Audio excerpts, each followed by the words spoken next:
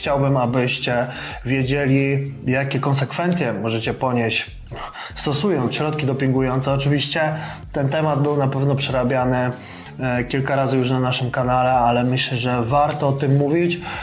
Tym bardziej, że na pewno są osoby, które dołączają do naszego grona, naszego kanału, więc myślę, że jest to temat tak ważny, że warto na ten temat mówić jak najczęściej, aby wszyscy ludzie, którzy są w tym sporcie, którzy trenują, którzy chcą zdecydować się na środki dopingujące, wiedziały na ten temat jak najwięcej, ponieważ według mnie pierwszorzędną kwestią, która decyduje o tym, czy możemy wejść na pierwszy cykl, jest to, czy mamy na ten temat odpowiednią wiedzę oczywiście.